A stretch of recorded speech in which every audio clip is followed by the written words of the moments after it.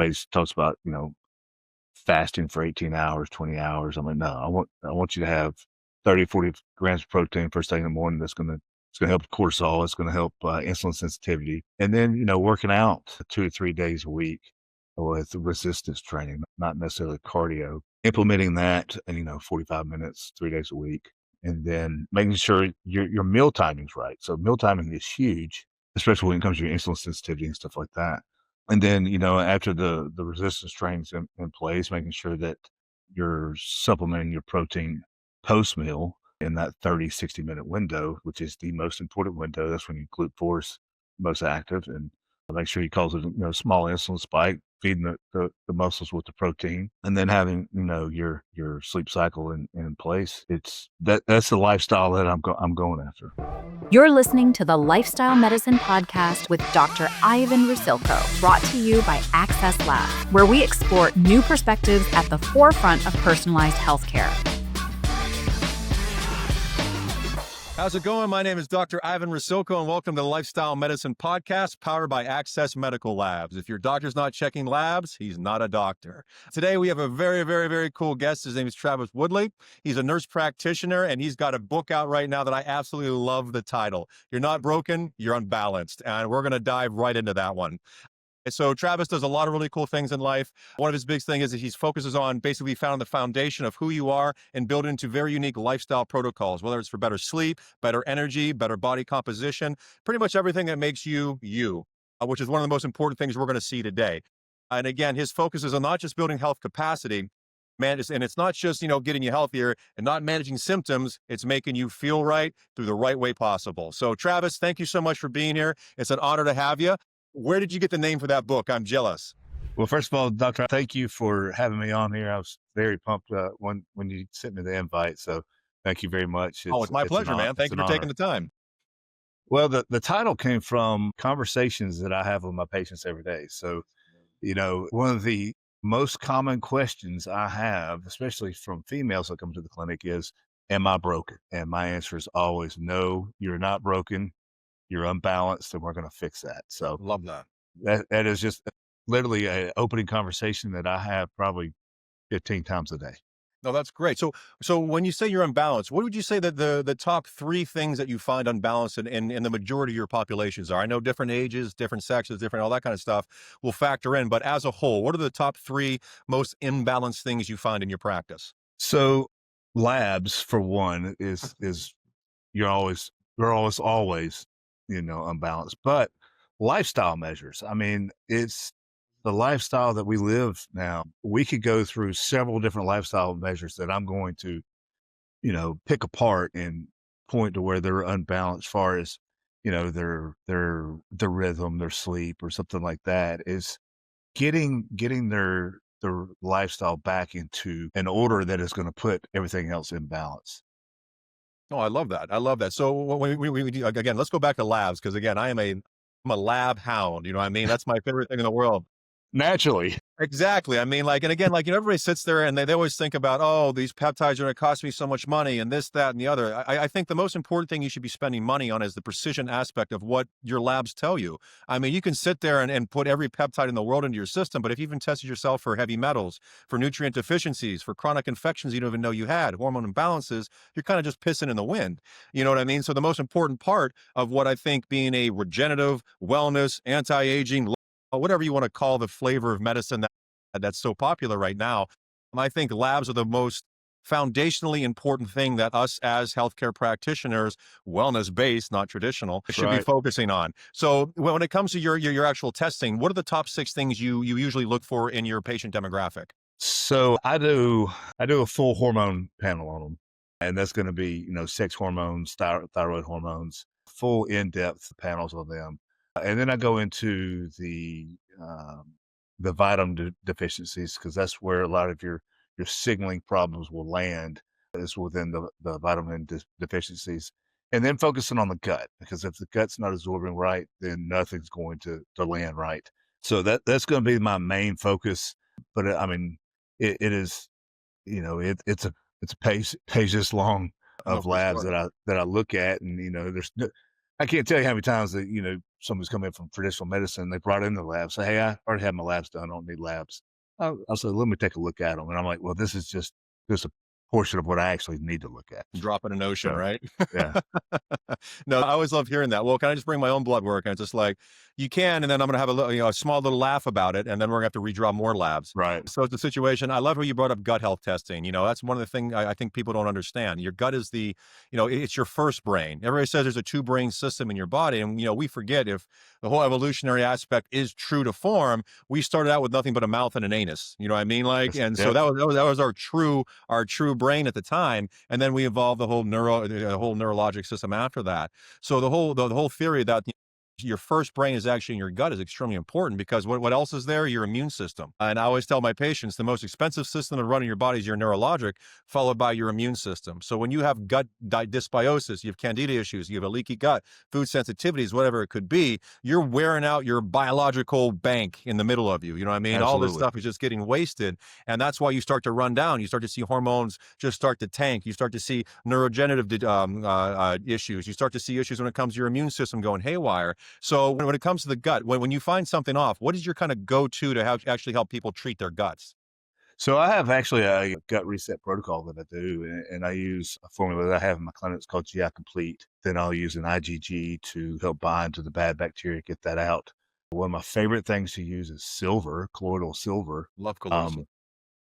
And I'll have them drink, a couple tablespoons of that daily. And then using, digestive enzymes and probiotics and prebiotics and stuff like that.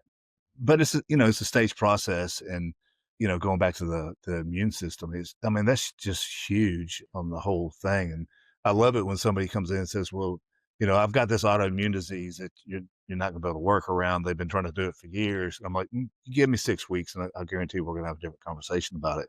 But yeah, so I work on, healing the gut lining, closing the leaky gut, restoring the microbiome. And then once you do that, then everything's going to start absorbing right. Your signals will start landing right. Your autoimmune system or symptoms are going to start decreasing significantly. Hives are going to go away. TPOs are going to decrease. Mm-hmm. It's just, I always start with the gut, pretty much with everything when I think that's going to be my driving problem. Yeah, no, for sure. I see you say you use a lot of peptides. Now, are you using something like an oral BPC for that? Are you using? So yeah, so BPC with KPV, I love it. Beautiful. And I don't pull it out immediately. If I have a patient that comes in and I know it's going to be a pretty severe gut issue that we're going to go after, I may pull the trigger immediately on that. But I will try the gut reset protocol first. And then if we're not having the results 4 to 6 weeks that we're hoping for, that's when I'll pull that peptide out. Okay, great. And you also said you use a lot of probiotics and things like that. Are you matching probiotics? Or are you just going through seeing like if they have a candida infestation? You obviously think there's going to be a dysbiosis as well. Yeah, I use 50 billion blend, but the candida, I do a candida cleanse, I do a parasite cleanse, I do a metal detox, and that's all driven with the labs that Access Labs can do.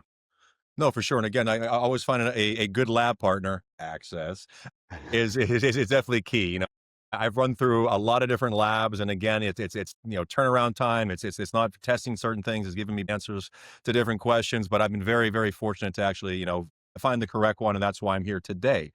So that's very, very good. So after you've healed the gut, how do you attack things like energy and focus and mood? Because that's the second part when it comes to your neurologic system. So so let's back up a little bit. If I don't go after the gut first, and I don't always go after the gut first. Now, it is the first brain. A lot of people call it the second brain, but it definitely is the first brain. But I want to set the rhythms right. I want to make sure what's our sleep schedule look like. Yep. Sleep schedule is going to drive everything. Most important.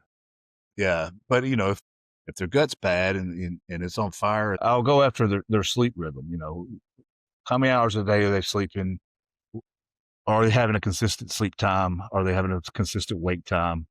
What's their morning light look like? So morning light's huge. Grounding is huge, and people look at me like I'm crazy when I talk to them about grounding in the clinic and getting the first morning light. But I tell you, if you wake up in the morning and you're outside 10, 15 minutes first thing in the morning, you get that morning light in your eyes, and you're out there barefoot and you're grounding at the same time. If you do that consistently for 2 weeks, you're going to have a big difference in your energy level. No, fantastic. And again, I always sit there and say the most complex thing we do in life isn't sex. It isn't, getting on our phone. It's actually sleep. And a lot of people don't understand the different stages of sleep, the different types of frequencies that we actually go along with sleep. So perfecting how sleep actually is as a whole, all 4 to 6 cycles that we get throughout the night, I think is probably the best form of medicine. And if I'm pretty good at guessing, which I am, I'm thinking 2026, 27, the big focus is actually going to be sleep health and sleep hygiene. I agree with that 100%. Now, I think sex hormones are going to come into a big play in 26 as well, especially since the FDA just took the black Big box news. warning off. Yeah, I mean, that's huge. And I mean, that's a big step for those that are listening, not aware that they took the black box warning off of menopause Mhm. drugs for women, which has been a battle for a long time. But yeah, sleep health is going to be huge 2026 and 27 for sure. Yeah, no, big time. And again, I try to counsel everybody. I talk about I'm 41 years old. I've slept about 13 and a half years of my life. So it's got to be for some kind of reason. You know what I mean? So when it comes to sleep, do you treat sleep at all? Do you focus on different peptides, different sleep hygiene, different So, nutraceuticals? so I do. Well, first of all, I'm gonna start with the rhythms, like we talked about. I'm gonna work on their sleep time. Mhm. I want them to develop a sleep schedule where whether it's 8 o'clock at night, 9 o'clock at night, 10 o'clock at night, but it's consistent. And then I want the screens off, TVs off, 90 minutes before bed, and that way they're having just that alone time. They can read a book or whatever. And then I work on caffeine, making sure the caffeine is pulled technically, by lunch, but that's never going to happen. So Good luck. yeah, early afternoon, something like that. Then pulling anything that's going to, cause inflammation or disrupt their sleep out at least 2 to 3 hours ahead. So that'd be like carbs or sugar or something like that. I want to have that at least, I say 3 hours before bed. And then, so then just working on the quality of sleep and then making sure that they're getting 7 to 8 hours of sleep. I prefer 8 hours. And it's not going to happen every day, but as long as they are pretty consistent with it and then hitting that morning light, because my ultimate goal right there is flipping their cortisol levels. Is their cortisol out of whack? And getting that set is going to set everything. It's going to set the tone for everything else. No, very, very true. And again, so I mean, how about any peptides? Do you use any peptides for sleep or nutraceuticals S- specifically? So yeah, well, I do a nutraceutical called Sleep Time, and it's a combination of several things, but it's got melatonin in there. It's going to help you get to sleep, which anybody that's taking melatonin, it's not going to keep you asleep. Mhm. And then other things are in there that are going to help keep you asleep. I don't really use peptides too much for sleep. I try to stick to the nutraceutical side. If I'm having issues, I will do the peptides, but I really don't have to once I fix everything else. Oh, fantastic. That's very good. What's your, so in that product, what, besides melatonin, is there anything else in there like I, magnesium, zinc?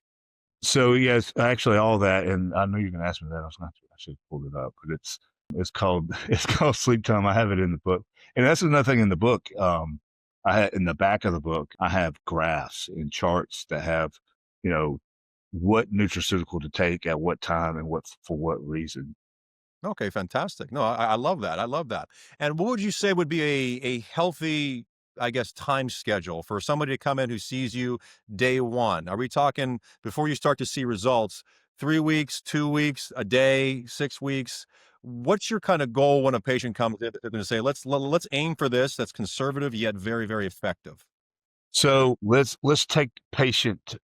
You know, not every patient is the same. So number one, you need patients buy-in. And so, fortunately for me, the patients that come into my clinics are fed up with not having answers. And so they Mhm. pretty much bought in before they walked in the door. So I don't have to really get their buy in too much. Now, when I start talking about grounding and morning light and stuff like that, sometimes I have to get their buy in. But the time frame, so, they walk in the door, that's what I'm start working on. I'm gonna start analyzing, is this, a signaling issue? Is it a gut issue? And that is just by going through the symptoms. But I'm going to, before they leave on that first appointment, I'm gonna have them on a sleep schedule. I'm gonna draw their labs.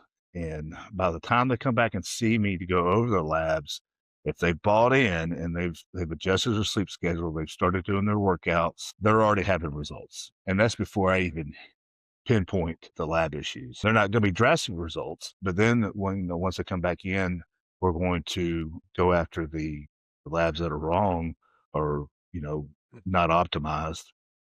And so after week 2, week 3, we're going to have some results there. But ultimately, to answer the question, I like to have a pretty significant difference after week 6. And week 6 is where between week 6 and week 8. Mhm. And that's when I normally bring them back in, go over everything, and maybe recheck labs if we replace hormones or something like Yeah, that. that's a big one. I think a lot of physicians don't understand when they should be rechecking labs. There's certain things, like you said, every patient's different. In my practice alone, we have a gigantic initial panel, which kind of, I always tell people lab testing is like the picture to a puzzle, and every part of your body is the actual puzzle. So it's kind of difficult to put a puzzle together if you don't have the full picture, which a Exactly. lot of physicians are basically handicapped because they'll sit there and test just the basics and then expect to, and then they'll promise the world, which is kind of nonsensical. And so I think that the aspect is, you test hard and heavy up front. And then if you find specific things, heavy metals, okay, test that and in 4 weeks to see if you've made a dent in it. If you find something immune system based, test that in 2 months. If you find something red blood cell anemia based, test that in 2 months as well. Hormone based, maybe 4 months, whatever it could be. And I think one of the biggest things that we find with any type of healthcare practitioner is that the actual timing of the follow-up testing is so muddled, and there's no real doctrine on to help give patient or doctors guidance on when they should be checking up, getting their report card back. I tell everybody Right. your first lab results are your report card, your follow-up lab, your tests are my report card. So yeah, I think that's a very good point. That I think the follow-up lab testing, you're speaking on there, is probably one of the most important things when it comes to lab testing as a whole. Yeah. And, a lot of people, they don't understand when we talk about doing labs that often, like, have to come back in for labs. I'm like, absolutely. We've got to, it's our report card. We've got to see the progress that we're making. And, sometimes you need to make adjustments at week 6. And so if you're not checking labs, you have no idea if those adjustments need to be made, especially if you're diving into the thyroid. Everybody says you check thyroid, 4 or 5 months down the road. Ooh, I'm checking it in, 8 to 12 weeks, easily, yeah. especially if I'm attacking that T. No, no, yeah, yeah. If thyroid and your adrenals, I mean, your two biggest stressors Absolutely. and the biggest thing, those two go hand in hand. I always tell people too, my best backdoor gauge of sleep is IGF, cortisol, and DHEA, because those kind of give you an idea of how the sleep cycle is gone. Are you getting to delta sleep and the whole aura ring and all the other stuff? You know what I mean? That's kind of hit or miss on if it's actually doing what it's doing. But when you see the IGF-1, I think is probably I'd say the most important factor when it comes to kind of helping me gauge sleep, because you're seeing if that patient gets into that actual delta sleep cycle where they're having that gigantic pulse of growth hormone.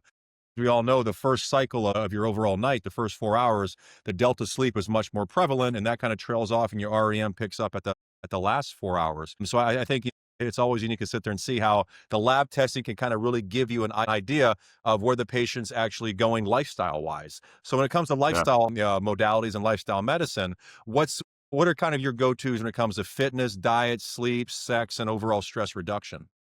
Well, I'm glad you mentioned the IGF. There's not a lot of people that follow that too much. And, It's the most one of my important favorite. one. I don't get it. It's Yeah. Yeah. menopause. That's more important than Yeah. menopause or andropause. I don't get it. Yeah, it is. And, one of my favorite peptides is the CJC with the IGF. I couldn't agree with you more. It's fantastic.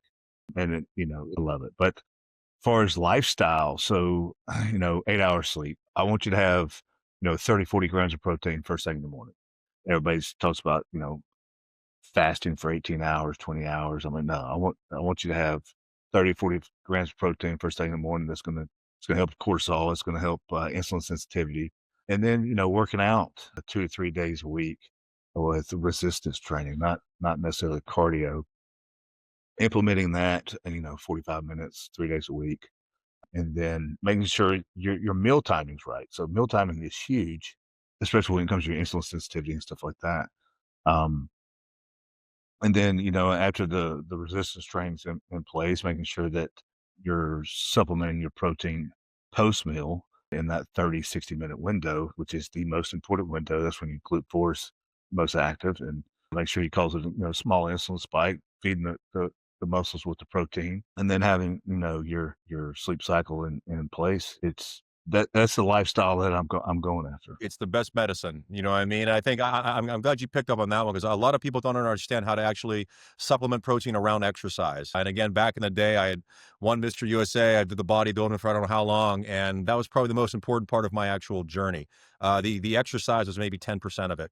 The actual supplementation, as in when to eat, how to eat, and what to eat, were probably the most important parts of that cycle. And the aspect was Meal timing is huge. it's huge. I mean, what type of protein to eat beforehand, what type of carbohydrate, what to eat immediately after, what to eat an hour after you exercise. I mean, it dictates how your body is, and everything's a play on insulin. And so people don't really understand how important insulin actually is when it comes to building muscle, building bone, building strength, everything under the sun. So being I able to mean, sit there, insulin's the most anabolic steroid in your body.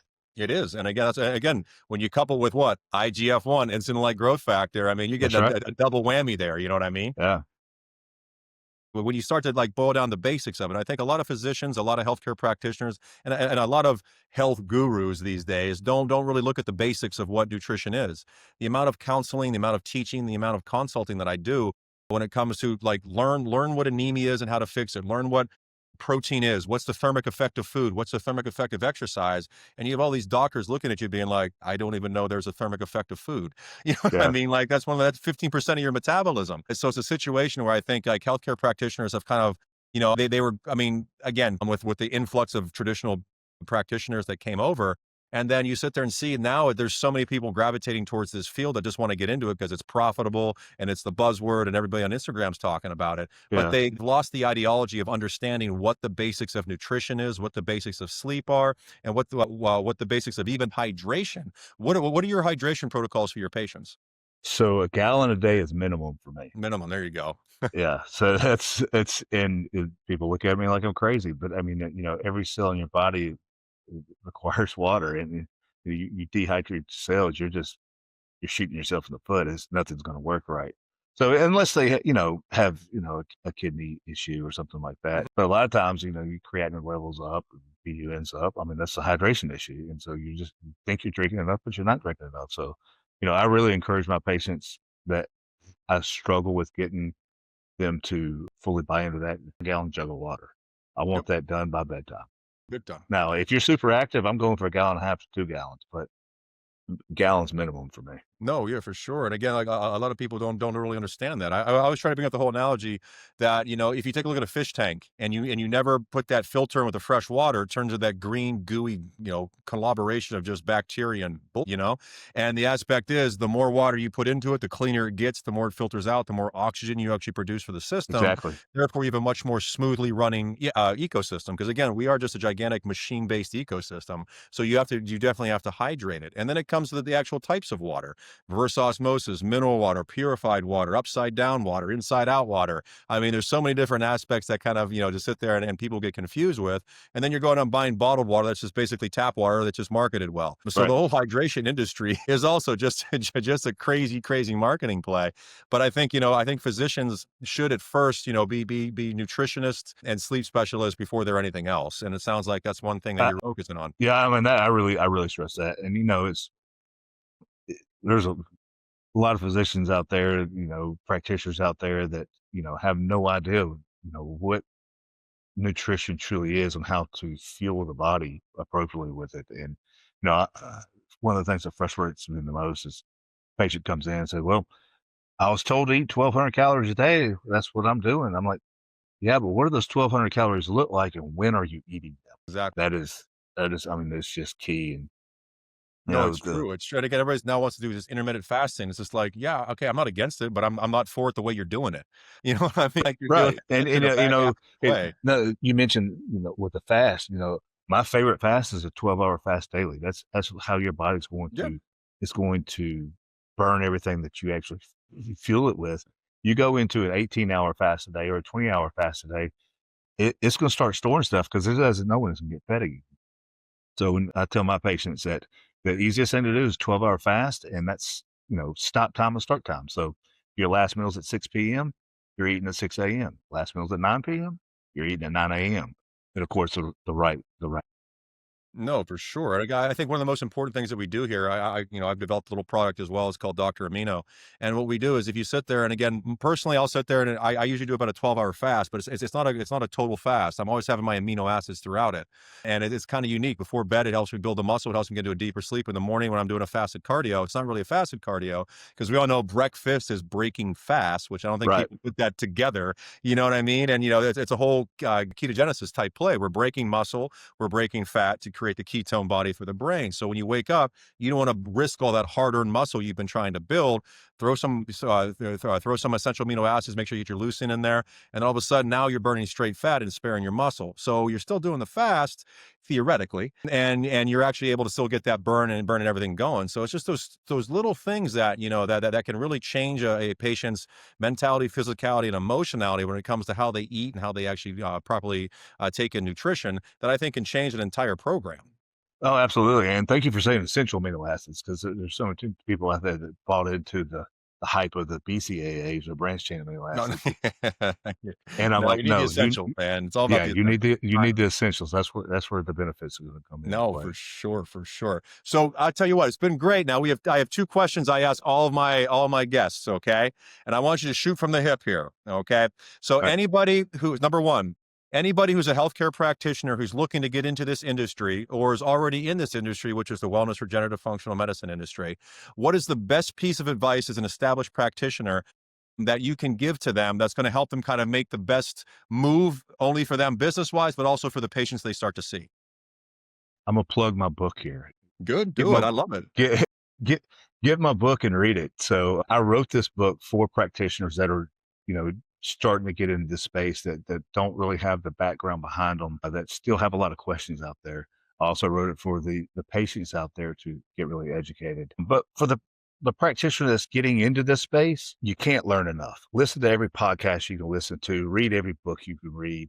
If you have spare time and you're driving, you should be listening to an audio book on, wellness or vitamins. There's great books out there. I mean, there's not a time in this day that I have a spare moment that I'm not listening to something, learning, because it's, and as you know, this space is evolving, right? And it is just, there's somebody out there that knows something you don't. And so you need to find that person, listen to them, and just listen to everything and read everything that you can. Education, eat it. You got to eat that education. That's it. I mean, the more you learn, the better you are, and the better your patient's going to be. Amen to that one. So number two is, as a patient or as in somebody who's sitting there and said, maybe I need to jump into this wellness market, what's something they should look out for? That's something that they should either gravitate away from or gravitate towards when it comes to this industry. Going to a clinic that does not have licensed practitioners, Good I point. see that often, especially with a lot of places trying to get into the GLP-1s and stuff like that, because they're profitable, they're not managing the patient correctly. Because I can't tell you how many, news articles I've read on patients suffering because they went to a place that did not have a licensed practitioner. That is probably my number one. Number two is if you're getting into the wellness and going into peptides, making sure that the peptides are a reputable source. They are tested. I prefer my peptides coming directly from a pharmacy.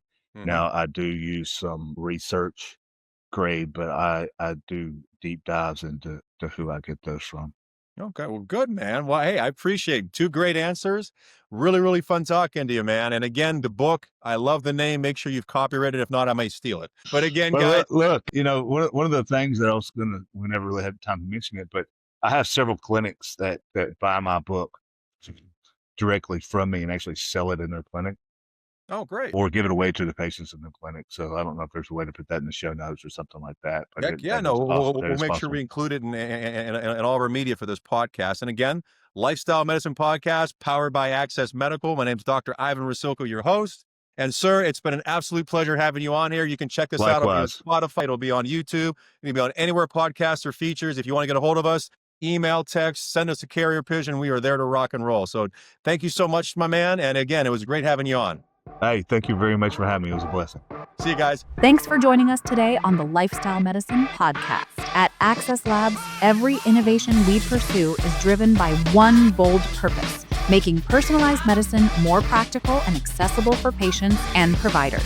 If this episode sparked new ideas or challenged how you think about patient care, awesome. Follow the show and share it with a colleague who's ready to level up their practice. Head over to our website at accesslabs.com and register your practitioner account today. You'll get access to over 1,000 routine and advanced biomarkers with 24-hour results. When signing up, select Lifestyle Medicine Podcast as how you heard about us and score 10% off your first invoice. Oh, and don't forget, drop us a review. It helps more practitioners like you find us. We'll see you next time.